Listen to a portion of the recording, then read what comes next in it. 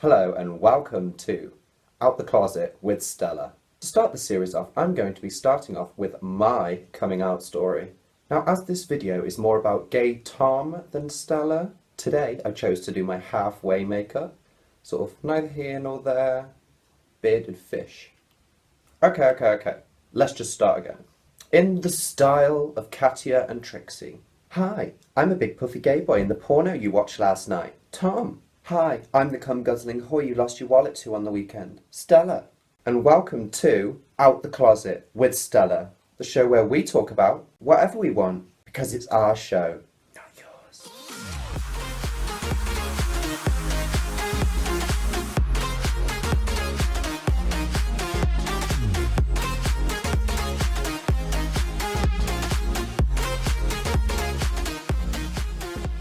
So then, what's the tea?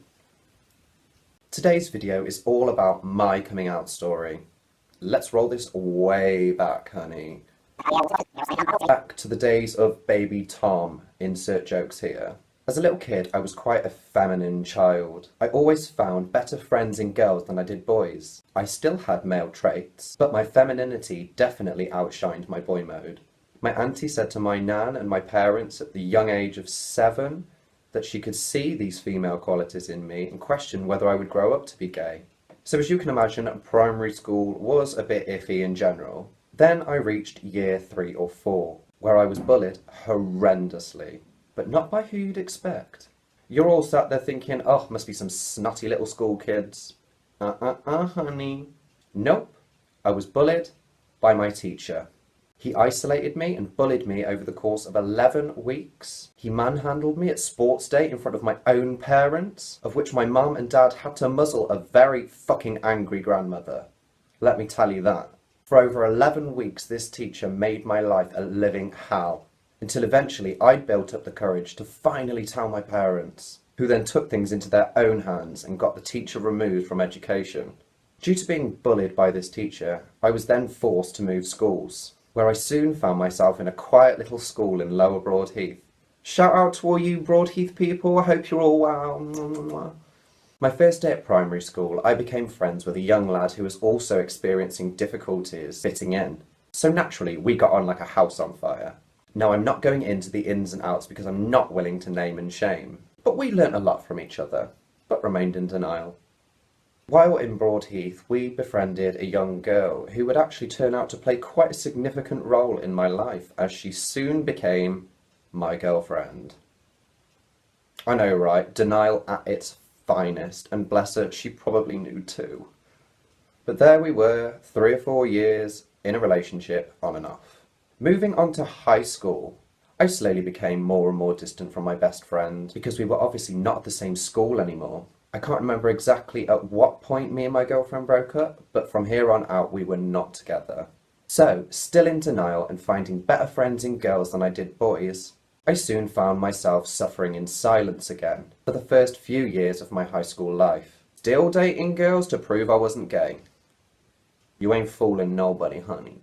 Over time I started talking on the old MSN and Habbo Hotel, I think it was, which then of course escalated to talking to gay men on dating sites or apps, whatever they were back then. Reached the conclusion that perhaps I could help my own situation by declaring to the public that I am bisexual.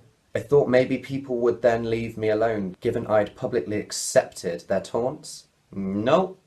Same shit, different status. At this point in my life, I had had a fucking enough. So I went out and kitted myself out in the freshest chavvy clothes, the freshest, newest trainers, and started smoking. My image boosted my reputation massively as I now fitted in with the crowd. I was ducking and diving from teachers at break times trying to have a crafty fag, with the smokers up top, as we used to call it, coming into lessons stinking the room out with a distinct smell of overused aftershave and fag ash. But I didn't care, because I was higher up the food chain. One thing led to another.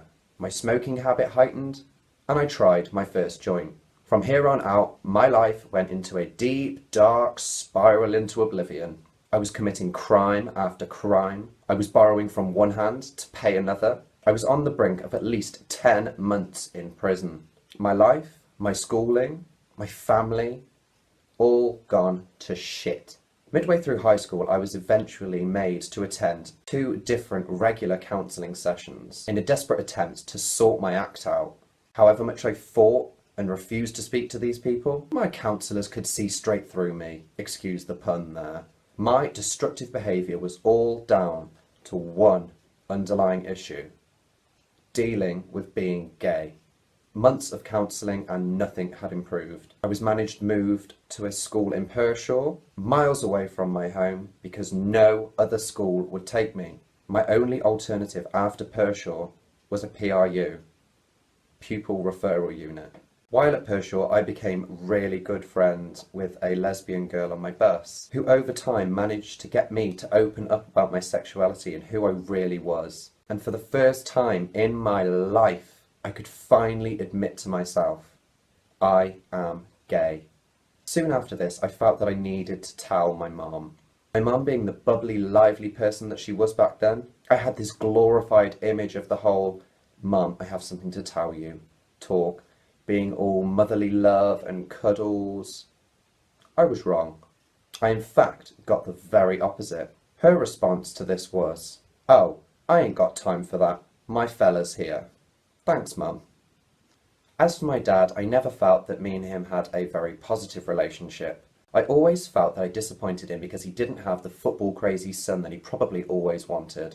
And to be honest, his actions even to date don't make me think otherwise. As far as my parents are concerned, I'm a disappointment and a moron.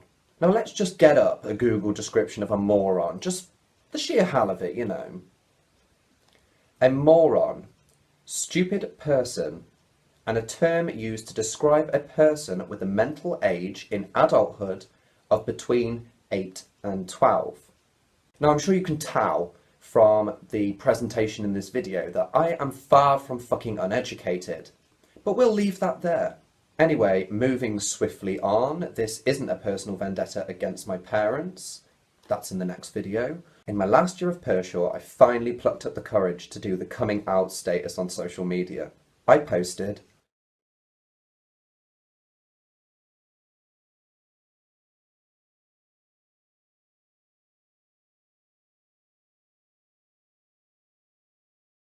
at this point, I had just had enough of the judgment, the self-hatred, the denial. I was done.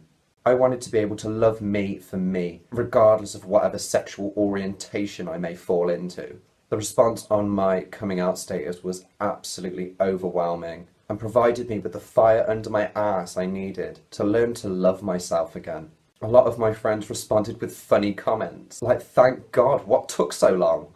And, "Oh my God, can we go shopping now?" I felt that all this time I had been hiding behind this dark, black figure, when all the time I could have just stayed true to myself and people would have loved me for me. Since the status, my life, my perspective, my choices changed drastically. I wanted to work in a social role, working with the public, with the ultimate goal of helping and supporting others, as I was mentally unable to access these types of services when I needed them myself. I wanted to make a change within the LGBT community in Worcester. I wanted to counsel and support fellow LGBT members and work towards the bigger and brighter future. Thank you. So since coming out, how has life affected you? So since coming out, people have slowly become more and more understanding of the LGBT community, and LGBT rights have come so far since I came out. But as a community, as a country, as a global issue, we have so much further to go. Coming out provided me with the foundations that I needed to build my life back up from that dark and dingy place that I found myself in before. I had finally found my safe haven, where I stepped into this beautiful pink world, where I was free to be who I was born to be. Thank you. All in all, how is life right now? Where are you at? Oh, my life now. By day, I am the Vice Chairman of Worcester LGBT Pride Committee. By night, I'm drag queen Stella von Klutch. Oh my God, what a crazy coincidence. That's my name. I know, right? Who'd have thought it had the same name? Oh my God, right? Girl. If you could go back in time and tell yourself anything, what would it be? Oh, now that is a question. Times will be tough. Sometimes they may even seem unbearable with no escape. But stay strong and remain positive. While fitting in with a bad crowd may seem like the easiest and safest option at the time, it's not always the right one. People will always be around to judge you regardless of what you did, so do what makes you happy. Life is far too short to worry about the little things in life. Focus on what really matters. Oh, and don't get that fucking tattoo!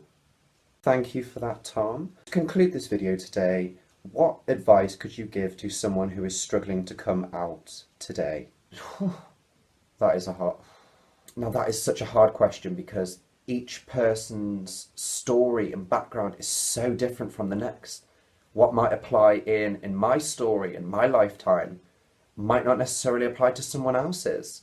But I suppose if I had to deliver a sort of generic message to those who are struggling with their sexuality, or maybe struggling to find the right words to tell someone, take your time. In your heart, you truly know where you stand. Denial can play such a huge part in the forces working against you, but overcoming that is the first step to finding your freedom, your safe haven. Insert Alcoholics Anonymous joke here. Don't be afraid to ask for help. There are organisations, communities, Facebook pages, helplines that are all available for anyone who wishes to use them. I will try and leave some details about LGBT helplines and communities, etc., at the end of this video. And that concludes my coming out story. Thank you ever so much for watching this video today. It's been quite a personal one for us, I must say. Serious trip down memory lane for me, honey. If you're new to my channel, then please make sure to hit the subscribe button down below. And if you like what you saw today, then please make sure to give me a massive thumbs up. All your love is greatly appreciated. Thank you. If you have any video suggestions on what you'd like to see from me next, then make sure to leave all of those in the comment section down below. Thank you. Thank you for having me. It's been a pleasure. And until next time, much love and stay gorgeous.